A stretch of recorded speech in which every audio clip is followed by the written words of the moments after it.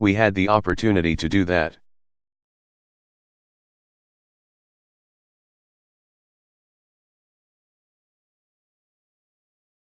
We've gotten a vote of a supermajority in the Senate just 4 years ago.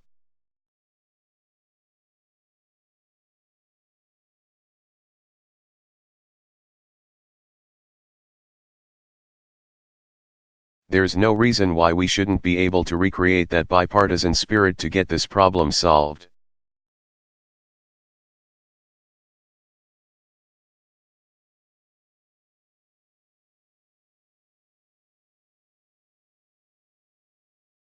Now, with respect to the National Guardsmen and women, I have authorized up to 1.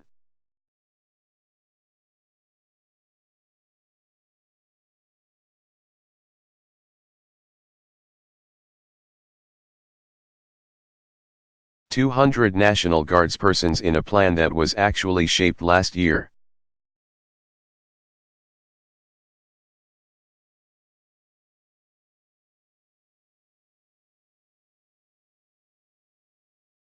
So this is not simply in response to the Arizona law.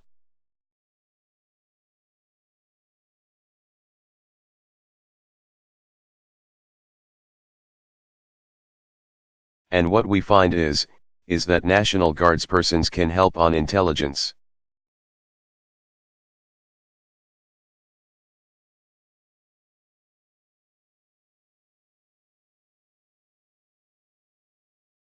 Dealing with both drug and human trafficking along the borders.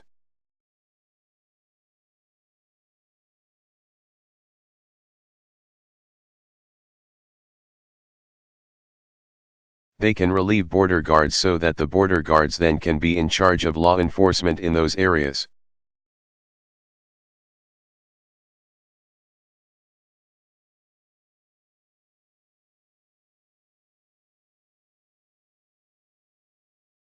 So there are a lot of functions that they can carry out that.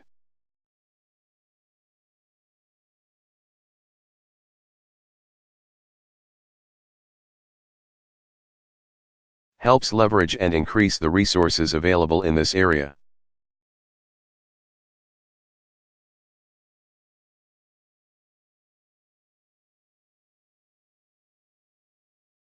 By the way, we didn't just send National Guard. We've also got a package of $500 million in additional resources.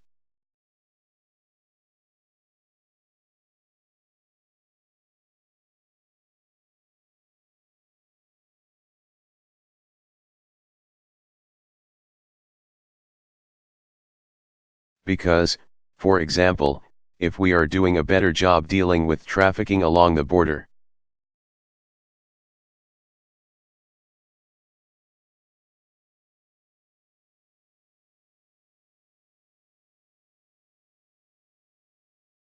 we've also got to make sure that we've got prosecutors down there who can prosecute those cases.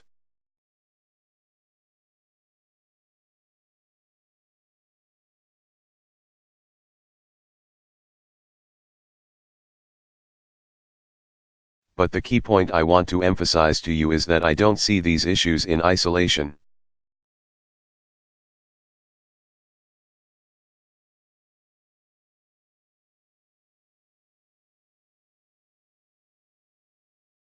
We're not going to solve the problem just solely as a consequence of sending National Guard troops down there.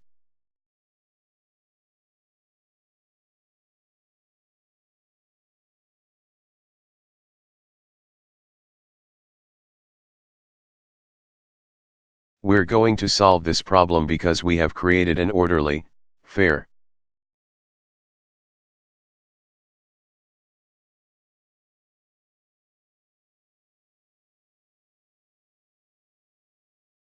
humane immigration framework in which people are able to immigrate to this country in a legal fashion.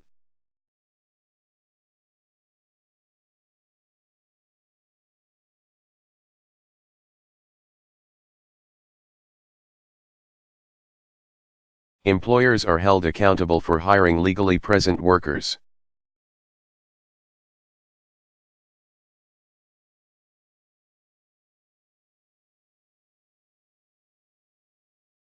And I think we can craft that system if everybody is willing to step up.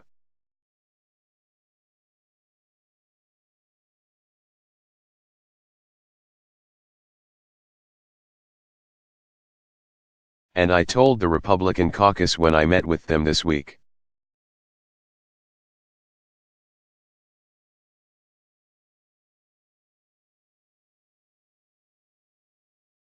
I don't even need you to meet me halfway, meet me a quarter of the way.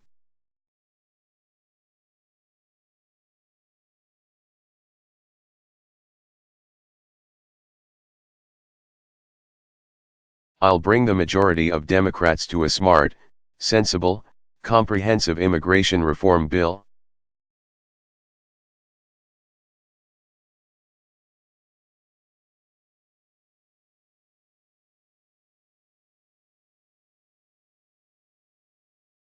But I'm going to have some help, given the rules of the Senate, where a simple majority is not enough.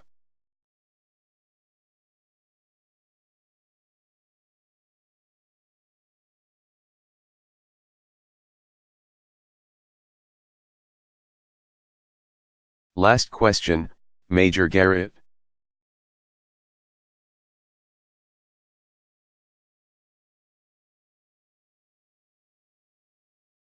Question, thank you, Mr.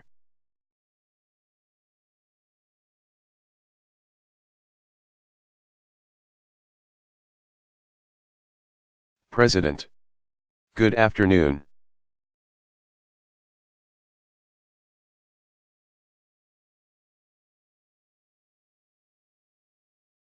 President Obama, good afternoon.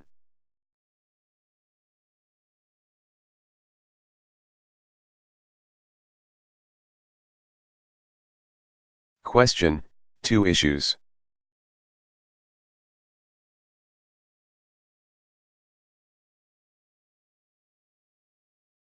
Some in your government have said the federal government's boot is on the neck of BP.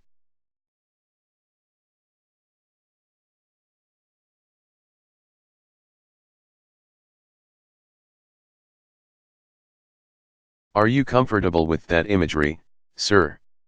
Is your boot on the neck of BP? And can you understand, sir?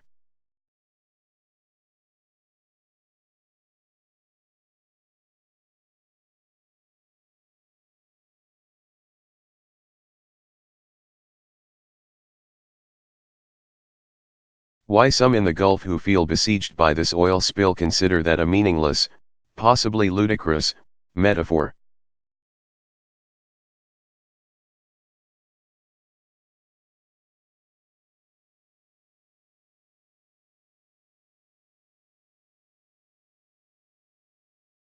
Secondarily, can you tell the American public, sir?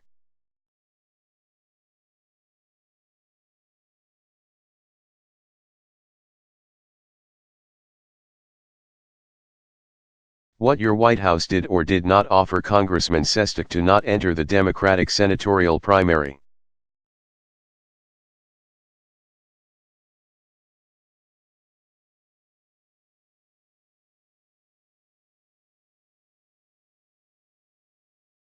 And how will you meet your levels of expressed transparency and ethics to convey that answer to?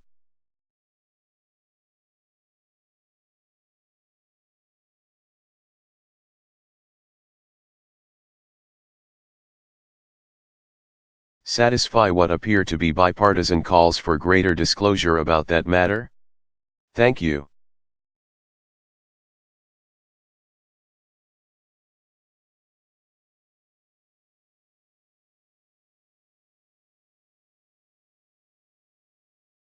President Obama, there will be an official response shortly on the Sestak issue.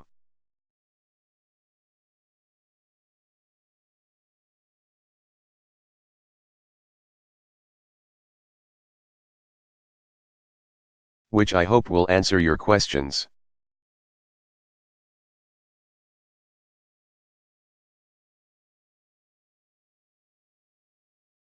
Question, from you, sir.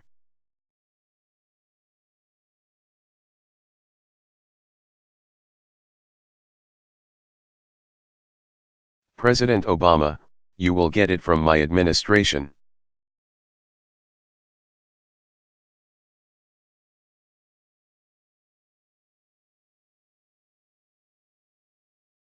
And it will be coming out when I say shortly.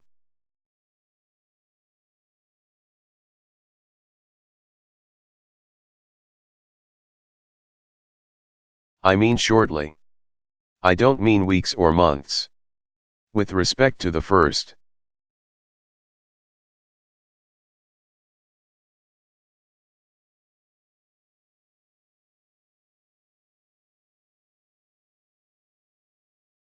question, can you assure the public it was ethical and legal, sir?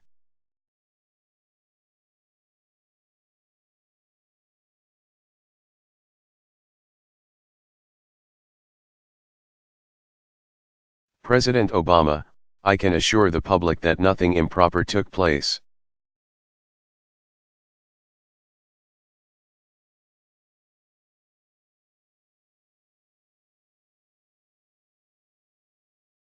But, as I said, there will be a response shortly on that issue.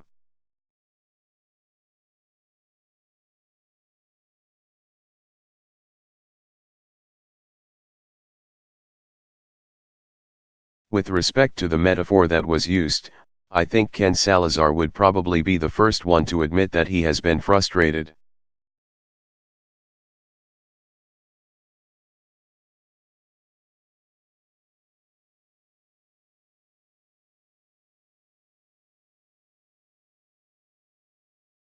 Angry, and occasionally emotional about this issue, like a lot of people have.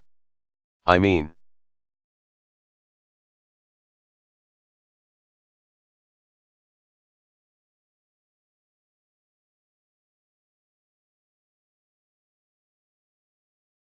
there are a lot of folks out there who see what's happening and are angry at BP, are frustrated that it hasn't stopped.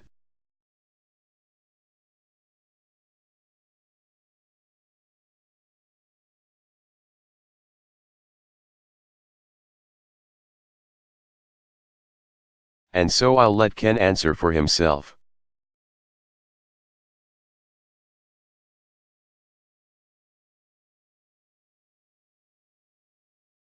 I would say that we don't need to use language like that.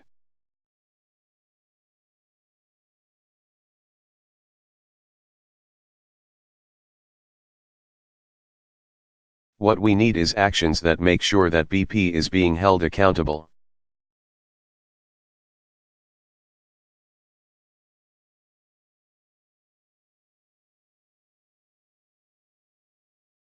And that's what I intend to do, and I think that's what Ken Salazar intends to do.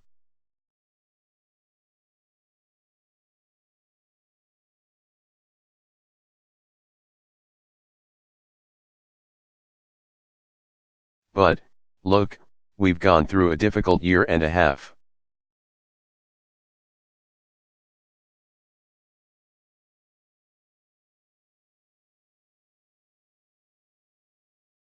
This is just one more bit of difficulty.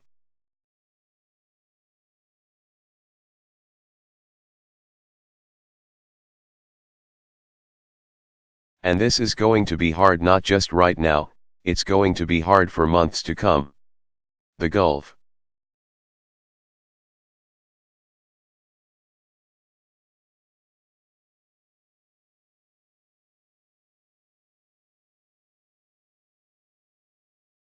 Question, this.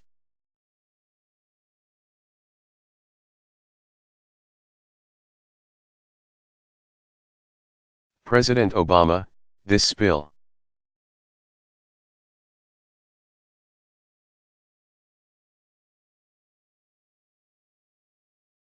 The Gulf is going to be affected in a bad way.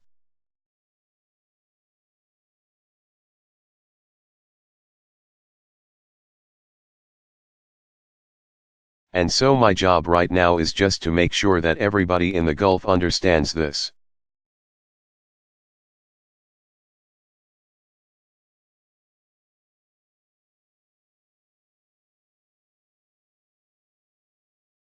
Is what I wake up to in the morning, and this is what I go to bed at night thinking about.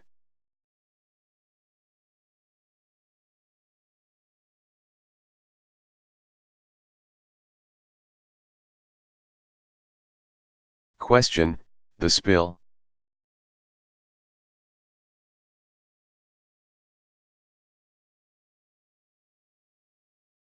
President Obama, the spill.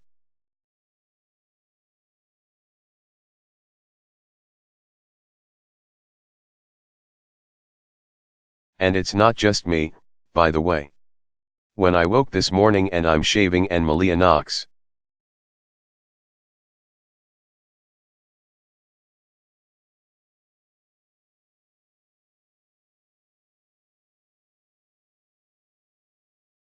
On my bathroom door and she peeks in her head and she says, "Did you plug the hole yet, Daddy?"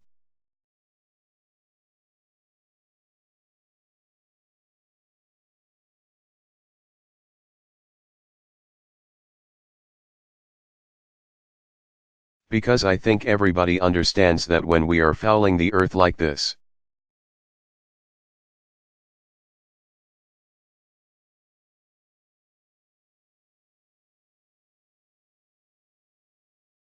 it has concrete implications not just for this generation, but for future generations.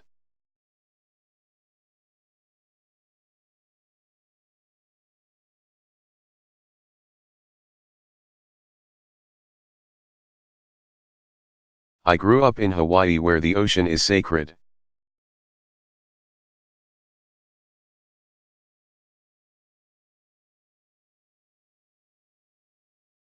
And when you see birds flying around with oil all over their feathers and turtles dying,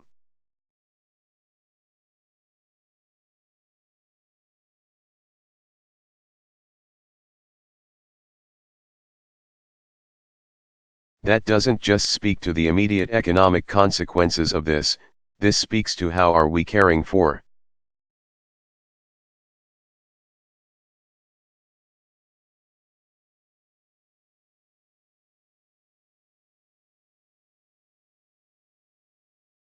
This incredible bounty that we have. And so sometimes when I hear folks down in Louisiana expressing frustrations,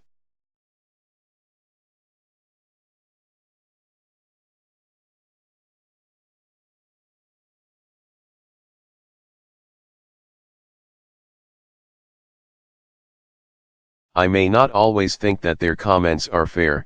On the other hand,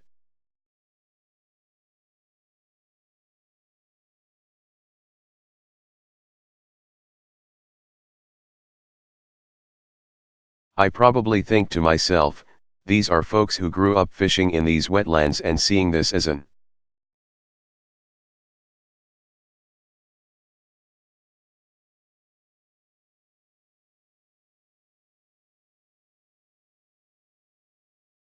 integral part of who they are, and to see that messed up in this fashion would be infuriating.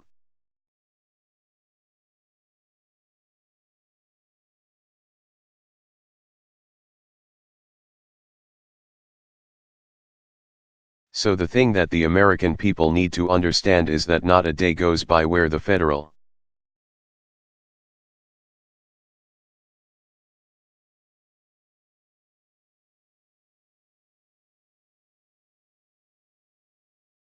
government is not constantly thinking about how do we make sure that we minimize the damage on this.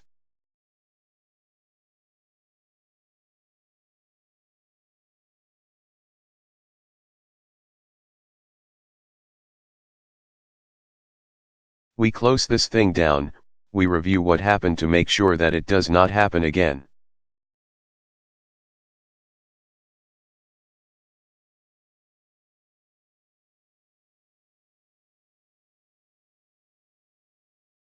And in that sense, there are analogies to what's been happening in terms of in the financial markets.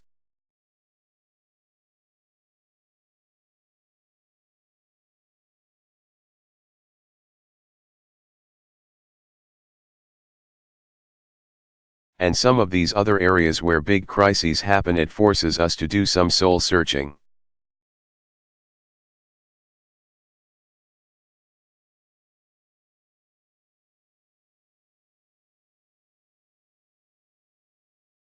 And I think that's important for all of us to do.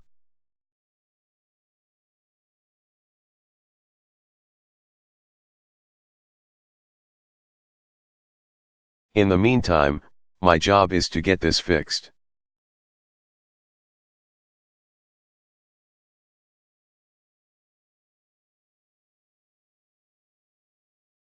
And in case anybody wonders in any of your reporting,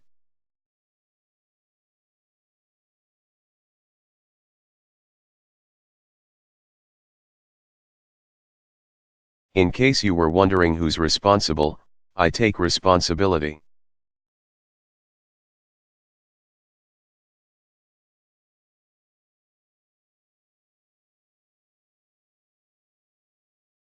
It is my job to make sure that everything is done to shut this down.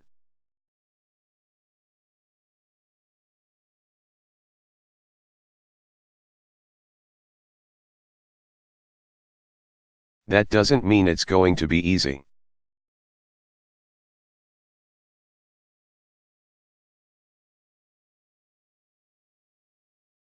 It doesn't mean it's going to happen right away or the way I'd like it to happen.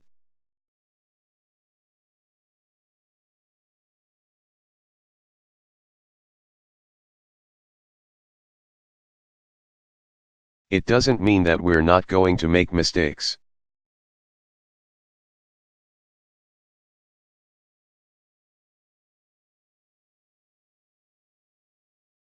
But there shouldn't be any confusion here, the federal government is fully engaged, and I'm fully engaged.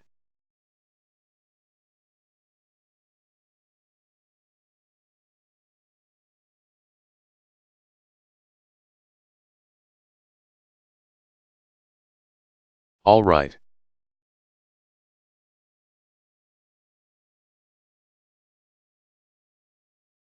Thank you very much, everybody.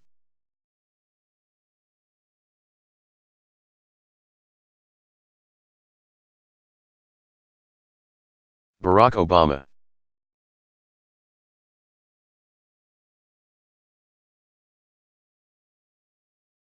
Brain Initiative announcement.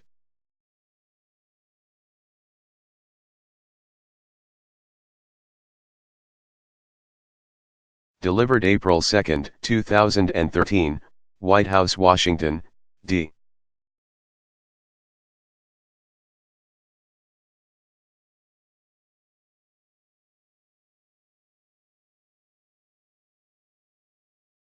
C.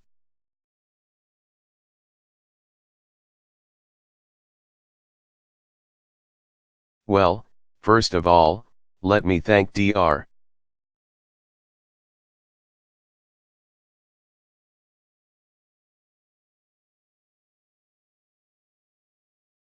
Francis Collins not just for the introduction but for his incredible leadership at NIH.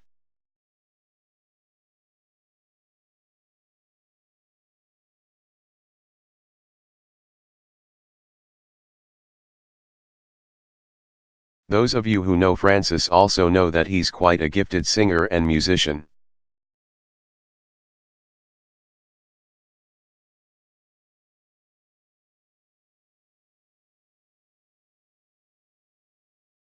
So I was asking whether he was going to be willing to sing the introduction and he declined.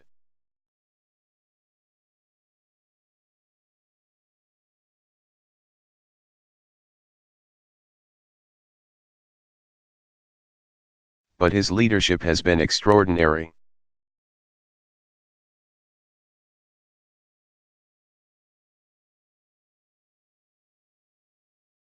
And I'm glad I've been promoted scientist-in-chief.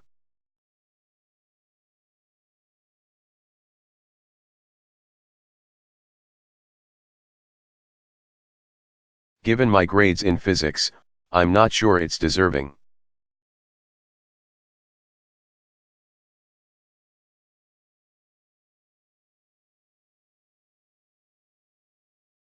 But I hold science in proper esteem, so maybe that gives me a little credit.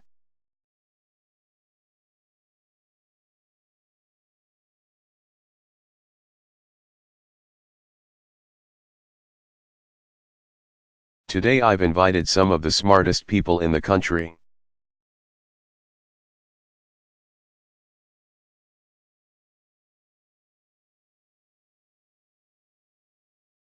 Some of the most imaginative and effective researchers in the country, some very smart people to talk about the challenge that I issued in my State of the Union address.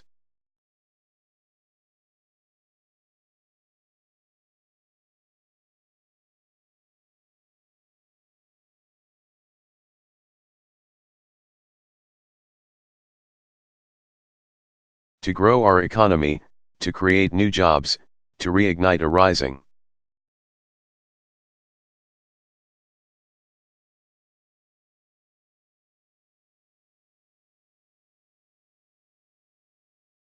Thriving middle class by investing in one of our core strengths, and that's American innovation.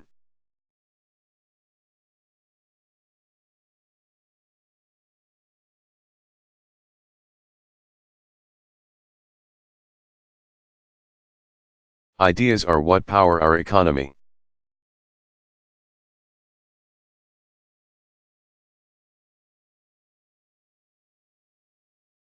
It's what sets us apart. It's what America has been all about.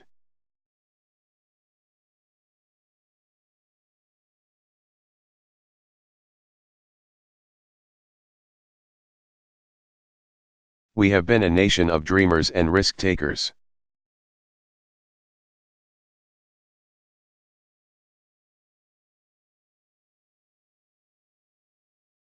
People who see what nobody else sees sooner than anybody else sees it.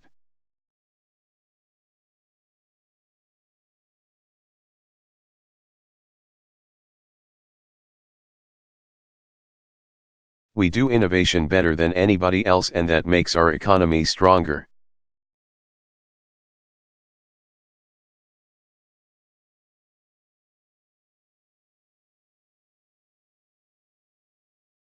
When we invest in the best ideas before anybody else does.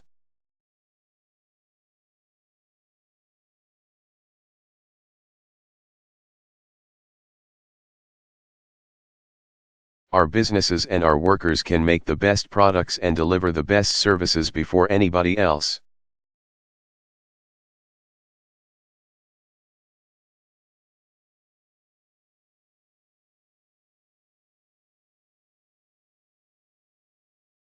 And because of that incredible dynamism, we don't just attract the best scientists.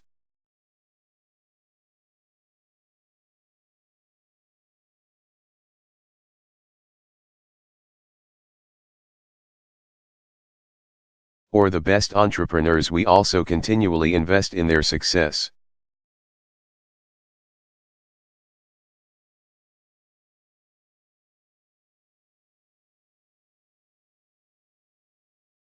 We support labs and universities to help them learn and explore.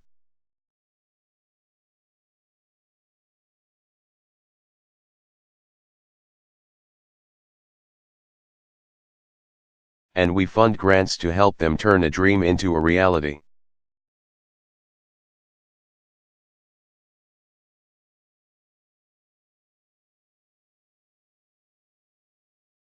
And we have a patent system to protect their inventions.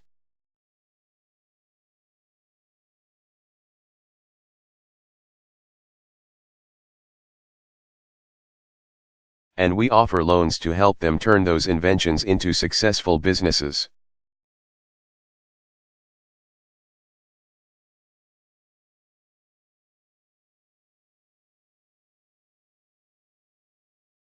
And the investments don't always pay off.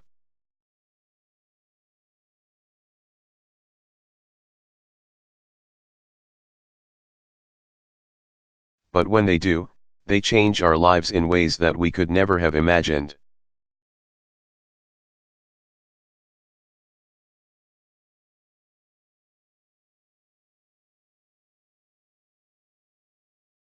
Computer chips and GPS technology.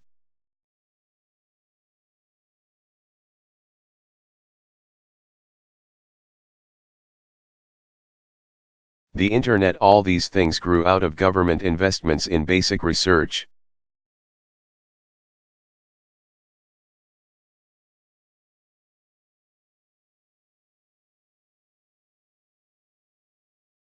And sometimes, in fact, some of the best products and services spin off completely.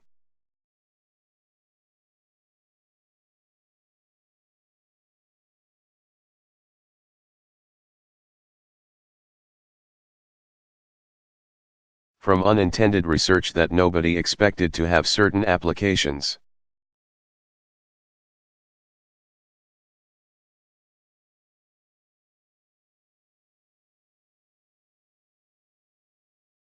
Businesses then used that technology to create countless new jobs.